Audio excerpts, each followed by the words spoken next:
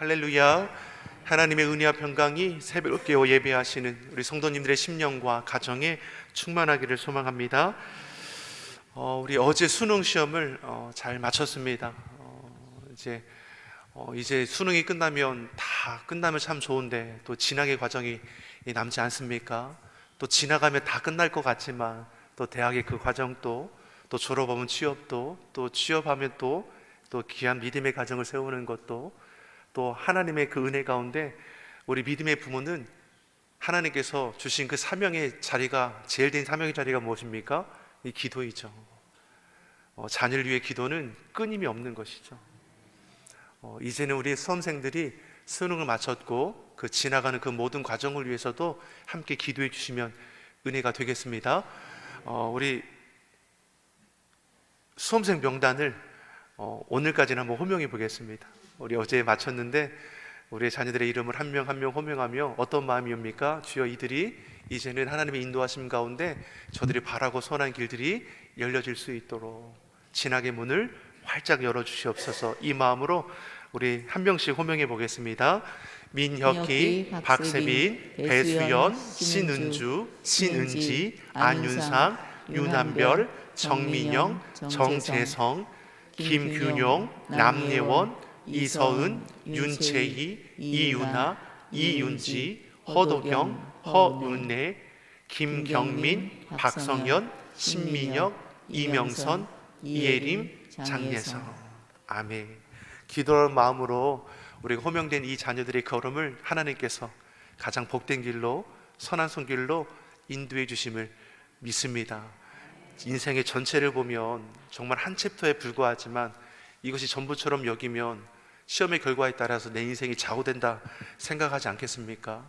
인생의 좌우는 수능 시험 결과에 있는 것이 아니라 하나님께 있는 것이죠. 결과가 어떠하든 하나님 의지하며 하나님을 신뢰하며 그 삶을 세워갈 수 있도록 그렇게 기도해 주시고 협력해 주시면 큰 은혜가 되겠습니다.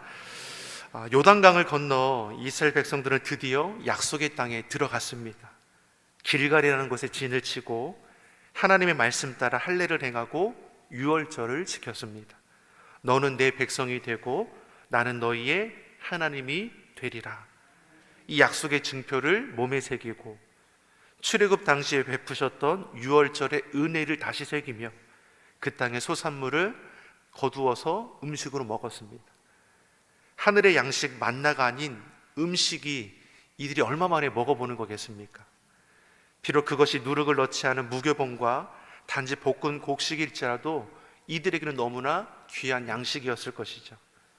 그 땅의 소산물을 먹은 다음 날부터 만나는 그날임다부터 내리지 않았습니다. 이제는 약속의 땅에서 그 소산물을 통해서 하나님께서 입히시고 먹여주실 것이죠. 분명 이스라엘이 가진 전력으로는 가나안 족속을 상대하기라는 이 버거운 것입니다. 군사의 수나 가진 무기, 무엇보다 육체적인 능력으로는 비교할 수 없는 이 가나안 족속입니다. 그런데 하나님께서 함께 하시니 두려울 것이 없는 것이죠. 이스라엘 백성들의 사기는 높아질 대로 높아져 있는 겁니다. 여리고성을 마주하게 되었을 때, 그런데 그러한 생각들이 깨어지게 되는 것이죠. 왜냐하면 이들이 보기에 이 여리고성은 도무지 무너뜨릴 수 없는 요새와 같은 이 거대한 성읍이었습니다. 1절에 보니까 아예 문을 닫아놓고 출입하지 않았다라고 했습니다. 앞서 두 정탐꾼들이 여리고성을 살필 수 있었던 것은 무엇입니까? 이 문이 열려 있으니까 조용히 침입해서 들어보고 나올 수 있었던 것이죠. 성문을 닫아둔 여리고성은 도저히 들어갈 수 있는 방법도, 공략할 수 있는 방법도 찾아보기 어려운 이런 요새와 같은 성읍이었다라는 것이죠. 이때 하나님께서 말씀하십니다. 2절과 3절의 말씀을 우리 같이 읽어보겠습니다. 여호와께서 여호수아에게 이르시되 보라, 내가 여리고와 그 왕과 용사들을 내 손에 넘겨주었으니 너희는 모든 군사는 그 성을 둘러서 성 주위를 매일 한 번씩 돌되 엿새 동안을 그리하라. 아멘. 하나님께서는 여리고와 그 왕과 용사들을 이스라엘 백성들의 손에 넘겨주었다라고 말씀하시죠. 이는 너희가 여리고성을 함락하여 저들을 능히 이긴다라는 승리의 약속입니다. 여호수아서의 말씀을 보면 대적들과 맞서기 전에 하나님께서 주시는 승리의 메시지가 무엇입니까? 저들을 너희 손에 넘겨주리라. 그러면서 승리의 방법으로 행하라 하신 것이 참 의아한 방법 아닙니까? 매일 한 바퀴씩 성 주위를 돌되 6일 동안 그리하라고 했습니다. 4절에 보니까 그리고 7째 날에는 제사장들이 나팔을 부는 동안에 그날 7번째 날에는 7바퀴를 돌라고 하셨고, 5절에 7바퀴를 돈 후에는 나팔 소리와 함께 백성들로 큰 소리로 함성을 지르라는 것이죠. 이것이 하나님께서 지시하신 여리고성을 함락하는 방법입니다. 6일 동안 하루에 한 바퀴씩 여리고를 돕니다. 7째 날에는 나팔 소리와 함께 7바퀴를 돈 후에 함성을 지르는 것이 여리고성을 함락시키는 이 방법이라는 것이죠. 자, 무기를 점검하라든지 성벽을 부술 병기를 마련하라든지 아니면 특공대를 뽑으라고 하다든지 실제적인 군사 명령과는 하등 관계없는 하나님의 명령인 것이죠. 또한 10절의 말씀을 보면 하나님께서 이스라엘 백성들로 7번째 날에 7바퀴를 돈 후에 함성을 지르기까지는 아무 말도 내지 말고 침묵하라고 하셨습니다. 지금 이스라엘 백성들은 앞서서 할례를 행했고 유월절을 지켰습니다. 그만큼이 무엇입니까? 하나님의 은혜를 경험하고 능히 대적할 수 있는 그런 사기도 충만해진 것이죠. 그런데 그 이어서 주시는 명령이 너무나 황당한 명령인 겁니다. 계속해서 하나님은 이스라엘 백성들로 무엇을 보기를 원하고 계십니까? 순종과 믿음이 있죠. 말씀에 순종하여서 요단강에 들어가는 믿음의 결단이 그들에게 있었습니다. 그랬던 요단강이 갈라져서 마른 땅처럼 건널 수 있었습니다. 여리고성을 마주하고서 할례를 행했습니다. 이 또한 말씀에 순종하여 행한 믿음의 다짐인 것이죠. 이어서 여리고성을 함락하는 방법을 지시하는 것이 또 저들에게 요구하는 것이 무엇입니까? 순종과 믿음입니다. 하나님의 백성들이 이러쿵 저러쿵 할 것이 없이 그 말씀 앞에 순종할 때 하나님의 놀라운 기적의 역사는 일어난다는 것이죠. 이스라엘 백성들이 여리고성을 함락하기 위해서 하나님께서 기대하신 것은 큰일이 아닙니다. 누구나 할 수 있는 일이죠. 그러나 믿음이 없이는 순종할 수 없는 일이라는 겁니다. 저 거대한 여리고 성읍을 함락하기 위해서 하나님께서 지시하는 명령이 무엇입니까? 침묵함으로 여리고 성을 도는 것이었습니다. 사랑하는 성도 여러분, 순종의 핵심은 내게 있는 것이 아니라 하나님께 있는 것이죠. 순종은 하나님께 맞추는 것입니다. 내 생각과 내가 가진 상식과 내 상황에 맞추면 하나님 말씀 앞에 순종할 수 없는 것이죠. 하나님께 초점을 둘 때 우리는 그 말씀이 어떠하든지 순종함으로 나아갈 수 있는 것이죠. 그리고 이 순종이 승리를 만들어 간다는 것입니다.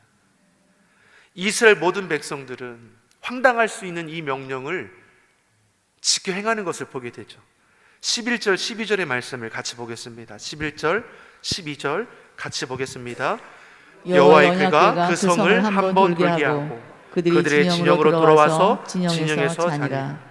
또 여호수아가 아침에 일찍 일어나니 제사장이 언약궤를 메고. 아멘. 하루에 한 바퀴 돌라 하여서 한 번 돌았습니다. 아무 소리 내지 말라 하셔서 침묵함으로 성읍을 돌았습니다. 이렇게 하루에 한 바퀴씩 6일 동안 침묵하며 돌았습니다. 6일 동안 아무 일도 일어나지 않았습니다. 어쩌면 이스라엘 백성들은 이제까지 행하신 하나님의 그 놀라운 기적을 경험했으니까 한 바퀴 돌고 두 바퀴 돌고 한 세 바퀴쯤 돌면 좀 성벽에 좀 금이 좀 간다는 거거나 아니면 돌이 하나 두 개씩 좀 떨어지거나 이런 사인들이 있지 않을까라는 그런 한켠의 마음이 있었지 않겠습니까? 왜냐하면 요단강을 건널 때도 두려운 마음으로 요단강에 발을 들였지만 발을 들임으로 인해서 어떻습니까? 요단강이 갈라지는 것을 경험했으니까 그때도 이스라엘 백성들에게는 황당하지 않았습니까? 근데 순종했던 이런 결과가 일어났죠. 그러니까 이때도 어떻습니까? 하나님의 뜻이 있으시겠지. 침묵하고 하고 싶은 말들은 얼마나 많겠습니까? 하지만 하나님 말씀하시니 입 꾹 닫고 매일 하루에 한 바퀴씩 도는 거죠. 돌면서 성벽들을 이렇게 힐끔힐끔 보지 않겠습니까? 아무 일도 일어나지 않습니다. 이튿날에도 아무 일도 안 왔습니다. 3일째도 4일째도 5일째도 6일째도 성벽에 그마나 가는 것이 보이지 않습니다. 눈에 나타나는 작은 변화라도 있지 않을까 했던 그 마음들이 이내 식어지는 것이죠. 그리고 일곱 번째 날이 되었습니다. 말씀하신 대로 일곱 번째 날에는 나팔 소리와 함께 7바퀴를 돌았습니다. 그래도 아무 일도 일어나지 않았습니다.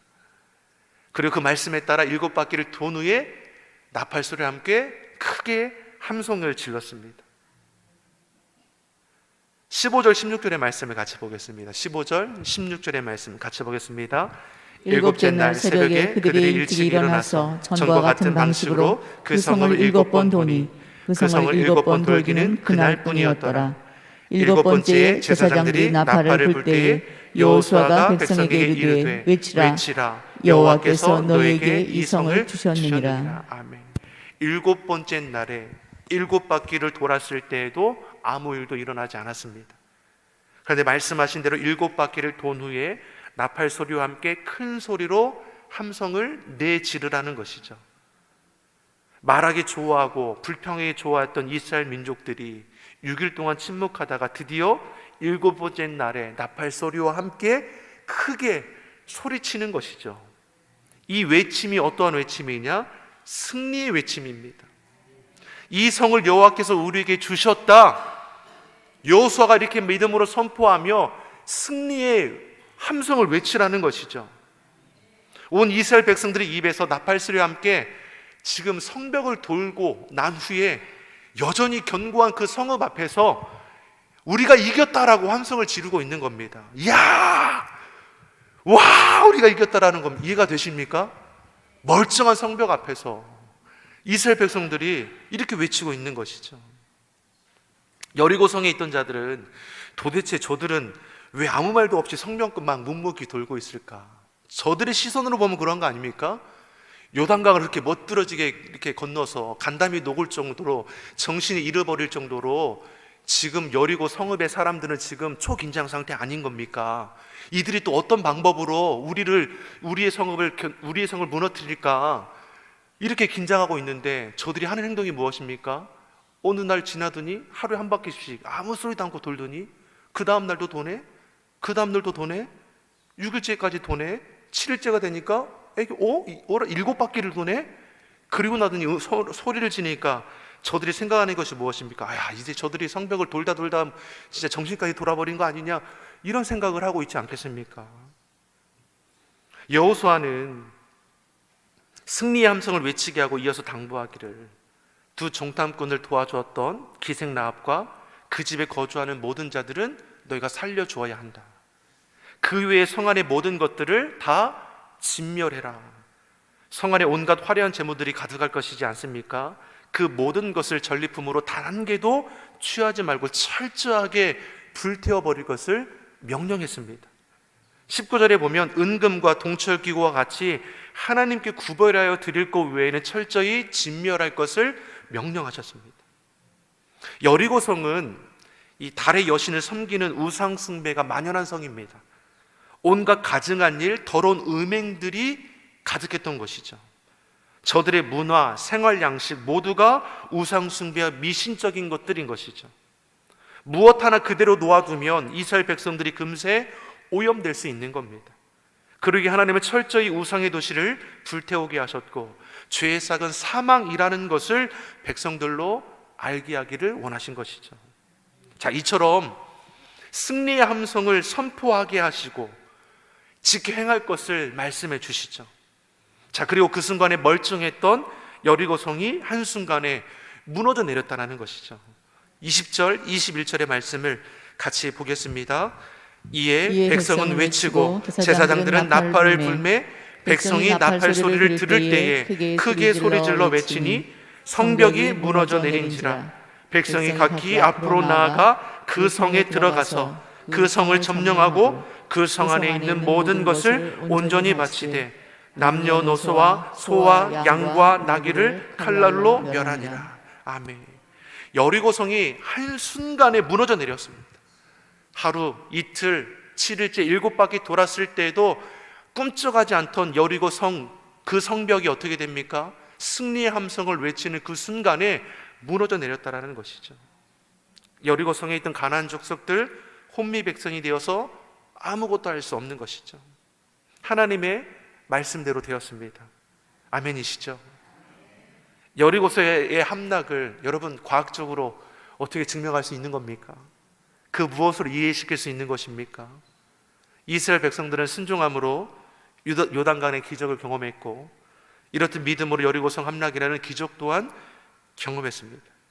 하나님의 역사를 우리는 감히 해석할 수 없습니다.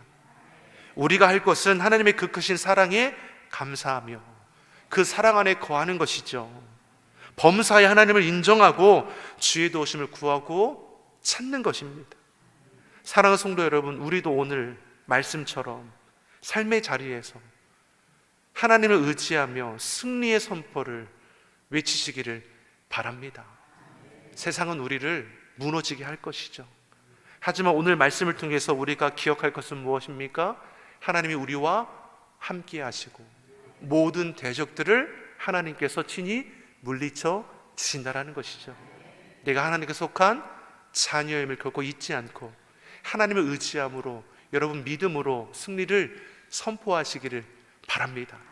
여리고성이 함락된 것처럼 삶의 자리에 만나는 모든 염려의 문제들 다 무너지게 될 줄 믿습니다.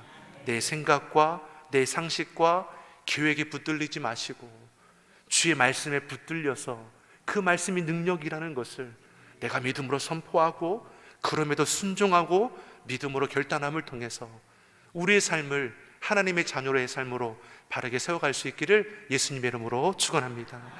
기도하겠습니다.